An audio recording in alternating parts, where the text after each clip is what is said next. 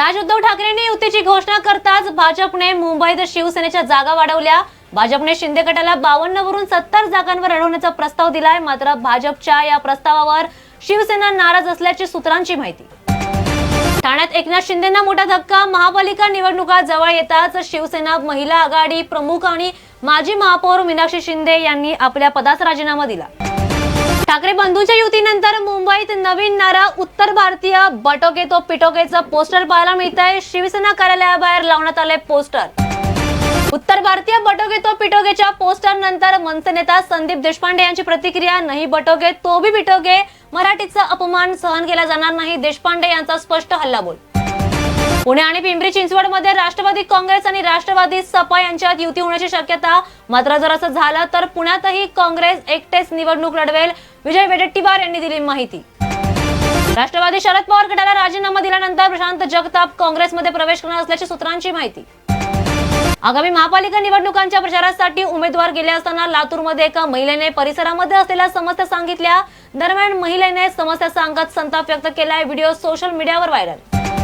नाशिकमध्ये मनसे आणि ठाकरेंच्या शिवसेनेचे पदाधिकारी एकत्र। नाशिकमध्ये शिवसेनेच्या कार्यालयात एकत्र बैठक, जागा वाटपाबाबत चर्चा। आम आदमी पक्षाने आज बीएमसी निवडणुकीसाठी उमेदवारांची दुसरी यादी जाहीर केली, ज्यामध्ये 15 नावं आहेत। यामुळे पक्षाने जाहीर केलेल्या एकूण उमेदवारांची संख्या आता 36 वर झाली।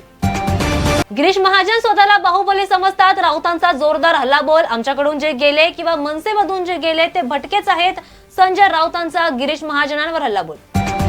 बीएमसी निवडणुकीपूर्वी मुंबईतील जवळपास 80% नागरी आरोग्य कर्मचारी निवडणूक कर्तव्यावर तैनात करण्यात आले आहेत।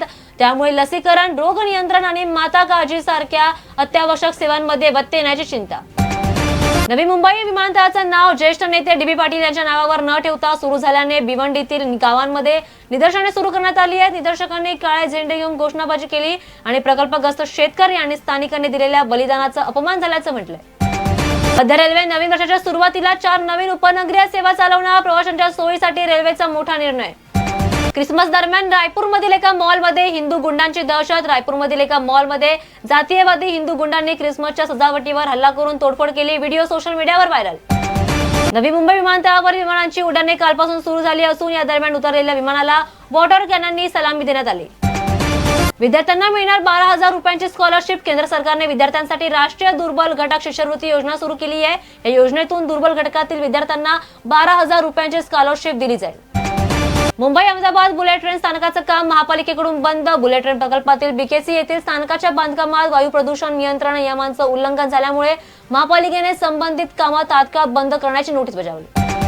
क्रिकेट विश्वातून मोठी बातमी। बीसीसीआयच्या देशांतर्गत विजय हजारे ट्रॉफी स्पर्धेतील पहिल्या सामन्यामध्ये वैभव सूर्यवंशी याने 190 धावांच्या धमाकेदार खेळीसह सर्वांचं लक्ष वेधून घेतलंय। वैभवचं जगभरातून कौतुक। मुंबई सोने चांदीच्या किमतीत बदल। 22 कॅरेट सोन्याच्या 10 ग्रॅमची किंमत 1,27,650 रुपयांवर पोहोचली आहे, तर चांदीची किंमत 2,34,000 रुपयांवर पोहोचली। ओडिशातून जेवणातून विषबाधा होऊन एकाच कुटुंबातील 3 जणांनी जीव गमावला। पालकाने चिकन खाल्ल्यानंतर विषबाधा होऊन प्राण सोडले, डॉक्टरांनी दिली माहिती।